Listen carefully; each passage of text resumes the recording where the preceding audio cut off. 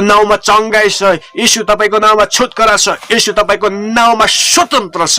यस समय जतिजनाको शरीरमा रोगहरू छ, जतिजनाको शरीरमा डिप्रेसन छ, ओ राबा जतिजना सुसाइडको आत्माले सताइराखेको छ, ए दुष्ट आत्मा नरकका दूत हो, छोडिदेऊ। फ्री बोल्दछु निष्क्रिय माइटी नेम जिजस यीशुको नाउँमा। यस समय होली स्पिरिट अनएटिङ बोल्दछु। अभिषेक ख्रीष्ट तपाईको व्यक्तिगत प्रभु हुनुहुन्छ। प्रभुलाई जब तपाईले समस्याहरू त्यो कुरा राख्नुहुन्छ नि, ओ येशूले चाहिँ तपाईलाई निको पार्नुहुन्छ। हालेलुया। आशा गर्दछु आज तपाईलाई परमेश्वरले स्वतन्त्र गर्नुहुनेछ, किनभने आजको यो दिन, यो समय चाहिँ तपाईको प्रियहरू। जय मसीह। सम्पूर्ण देश विदेशमा छरेर बस्नुभएका नेपाली दाजुभाइ तथा दिदीबहिनीहरूमा र क्रिस्चियन अभिवादन फेरि पनि जय मसीह भन्न चाहन्छु यस सुन्दर बिहानी।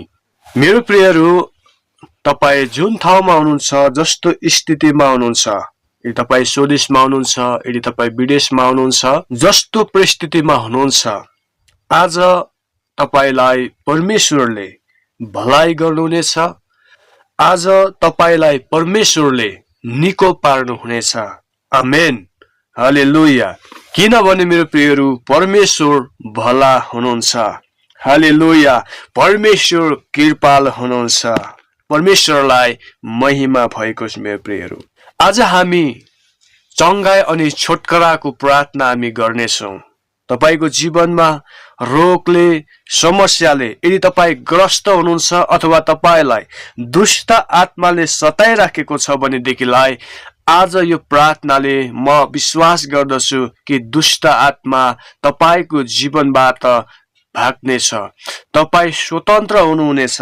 तपाईको जीवनमा यदि रोग छ भनेदेखिलाई आज यो प्रार्थना सुन्दै गर्दा आज तपाईको जीवनबाट त्यो रोगहरू चाहिँ हट्टी जानेछ। किनभनेदेखिलाई चाहिँ नि येशू ख्रीष्ट तपाईको साथमा हुनुहुन्छ। हालेलुया। तपाईको शरीरमा भएको दुर्बलताहरू चाहिँ नि येशूको नाउँले निको पार्दछ, किनभने येशू ख्रीष्ट चाहिँ परमेश्वर हुनुहुन्छ। हालेलुया। मेरो प्रियहरू, आज तपाईँ साँच्चै नै स्वतन्त्र हुन चाहनुहुन्छ भनेदेखिलाई यो प्रार्थना अनि वचन चाहिँ सुरुदेखि अन्तिमसम्म स्किप नगरिकन हेर्नु हुन म आग्रह गर्दछु। कतिजनाको जीवनमा भूत आत्माले जक्री राखेको छ। पटक पटक भूत आत्माले तपाईको जीवनमा राज्य गरिराखेको छ, तपाईको शरीरमा प्रहार गरिराखेको छ। प्रियहरू, यदि यस्तो भइराखेको छ भनेदेखिलाई तपाईँ एकदमै थकित हुनुहुन्छ। अनि थकित अवस्थामा म के गरौँ भन्ने तपाईको जीवनमा हुन सक्छ। प्रियहरू, तपाईँ आत्तिन सक्नुहुन्छ। प्रियहरू, तर म तपाईलाई एउटा कुरा भन्दछु कि त्यसको समस्याको समाधान संसारमा केही पनि छैन। त्यसको समस्याको समाधान एउटै मात्र हुनुहुन्छ, त्यो चाहिँ येशू ख्रीष्ट। येशू ख्रीष्टले मात्रै तपाईलाई त्यो समस्याको समाधानबाट निकाल्न चाहनुहुन्छ। हालेलुया। त्यो समस्याको समाधान गर्न सक्नुहुन्छ येशू ख्रीष्टले, किनभने येशू हालेलुया।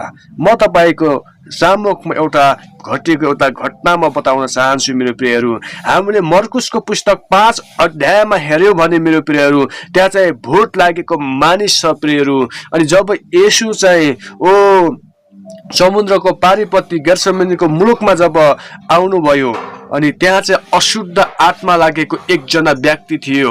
अनि जस्तो येशू ख्रीष्ट त्यहाँ पुग्नुभयो, त्यहाँ चाहिँ एउटा अशुद्ध आत्मा, भूत आत्माले जक्री राखेको, वर्षौंदेखि उसलाई पीडामा सताइराखेको व्यक्ति चाहिँ दौडेर येशू ख्रीष्टका आएको कुरा हामी पाउँदछौँ। मेरो प्रियहरू, अनि त्यहाँ चाहिँ एउटा घटना घटेको छ।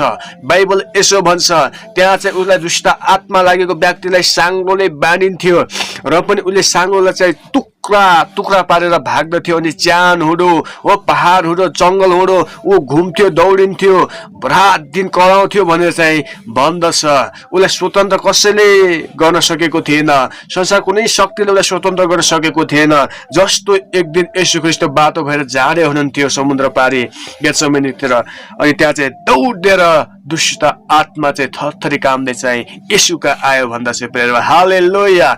येशू ख्रीष्टका आयो भन्दछ। मेरो प्रियहरू, अनि जब येशू ख्रीष्टका चाहिँ जब आयो त्यो व्यक्ति अनि दण्डवत गरेर चाहिँ उसले भन्यो भन्दा चाहिँ हे परमेश्वरको पुत्र सर्वोच्च परमेश्वरको पुत्र तपाईसँग हामीलाई के सरोकार अथवा हामीसँग तपाईको के सरोकार के समय नपुग्दै तपाईले हामीलाई नष्ट गर्न आउनु भएको हो भनेर चाहिँ उसले चिच्याउँदछ। त्यस समयमा यीशु ख्रीष्टले भन्नुभयो उसको पीडालाई हेर्नुभयो र भन्नुभयो प्रियहरू तेरो नाउँ के हो त कतिजना छस् भन्दाखेरि उसले भन्यो मेरो नाउँ फोज हो किनभने म चाहिँ हामी चाहिँ असंख्य दुष्ट आत्माहरू हाम्रो टिमहरू चाहिँ यसको शरीरभित्र प्रवेश गरेका छौँ र यसलाई हामी नष्ट पार्न खोजिराखेका छौँ।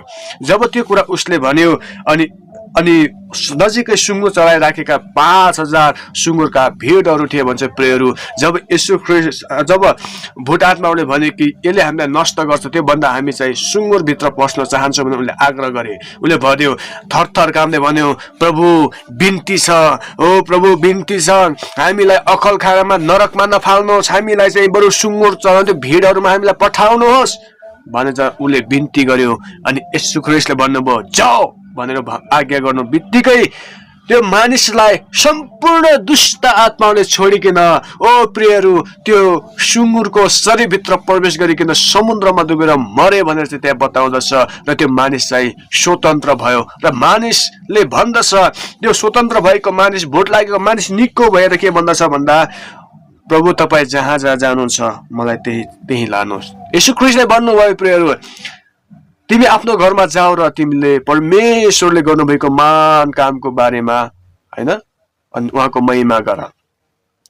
मेरो प्रियहरू यो घटनाले के बताउँदछ भने ओ प्रियहरू दुष्ट आत्माबाट छ प्रियहरू दुष्ट आत्माले चाहिँ तपाईको जीवनमा सुसाइडको कुरा ल्याएर राखेको छ तपाईको जीवनमा हानि नोक्सानी बनाइराखेको छ तपाईको जीवनमा लडान्त बनाइराखेको छ तपाईको जीवनमा अशान्ति बनाएको छ तपाईको शरीरमा रोग हालेको छ ओ तपाईको जीवनमा चाहिने शैतानले चाहिँ उठल पुठल पारेको छ भनेदेखिलाई आज म तपाईलाई यो घोषणा गर्दछु कि परमेश्वरले तपाईलाई निको पार्न सक्नुहुन्छ परमेश्वरले तपाईलाई स्वतन्त्र पार्न सक्नुहुन्छ यीशु ख्रीष्टले किनभने यीशु ख्रीष्टको नाउँ छुटकाराको नाम हो। Amen hallelujah.